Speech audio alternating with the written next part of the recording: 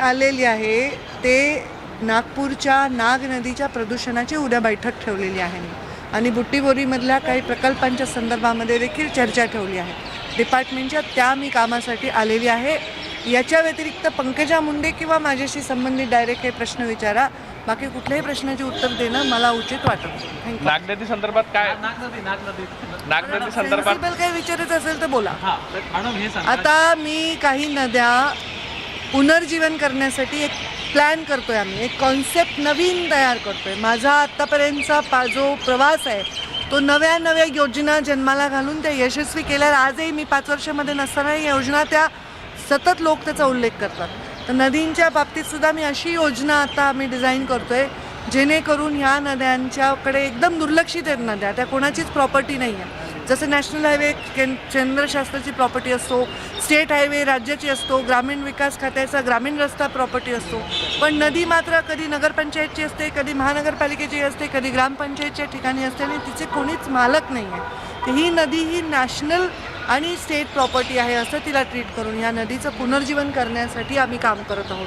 त्यामुळे प्रत्येक ठिकाणी जिथे जाऊ तिथे नद्यांचं काय प्रदूषण झालं आहे त्याच्यावर आम्ही विस्तृत बैठक घेतो, त्या लोकांच्या सूचना घेतो आणि त्याच्यावर आम्ही एक नवीन स्कीम नवीन कॉन्सेप्ट तयार करतो आहे. लवकरच तो कॉन्सेप्ट कदाचित या अधिवेशनामध्ये मी तो डिक्लेअर करेन. ते डिझाईन होत आहे आणि खूप चांगला परिणाम प्रदूषणावर याच्यामध्ये आपल्याला बघायला मिळेल.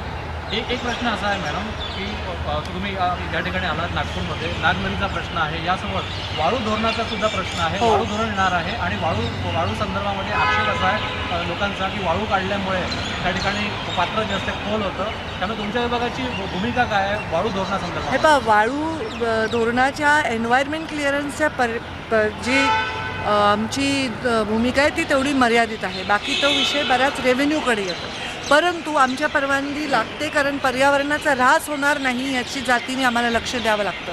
कालच सन्माननीय चंद्रशेखरजी बावनकुळे आणि माझी अशी आमच्या डिपार्टमेंटची जॉईंट बैठक झाली.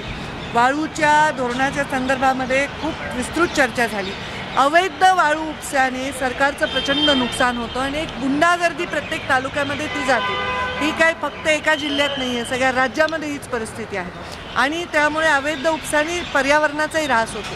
वाळू कधी कधी काढणं आवश्यक असतं कारण त्याच्यामुळे पात्र कमी झालं तरी पण पाणी थांबत नाही आणि काढल्याने काय होतं, आपण जेव्हा एक्स्केव्हेशन करतो, खोलीकरण रुंदीकरण करतो तेव्हा पाणी तिथे थांबतं, ते जमिनीत मुरतं, त्याचा फायदा होतो. पण त्याचा जो बॅलन्स आहे ते साधणं अत्यंत आवश्यक आहे. त्याला जलसंधारण खातं, रेव्हेन्यू खातं, रोजगार खातं आणि आमचं खातं म्हणून या गोष्टींना मॉनिटर करत असतं. कुठेतरी संजय राऊतांनी शरद पवारांबद्दल जे काही शिंदेचा सत्कार केला त्यावर नाराजी व्यक्त केलेली आहे. त्या कुठेतरी महाविकास मला असं वाटतं की तुम्हा सर्वांच्या पात्रता त्या परत तपासल्या पाहिजे. जसं पर्यावरणाचा पात्रता मॅनेज केलं पाहिजे तसं तुमच्याही तुम्ही प्रश्न विचारण्याची तुमची जी उंची आहे ना त्या उंचीवर मी बालवाडीत पण नव्हते.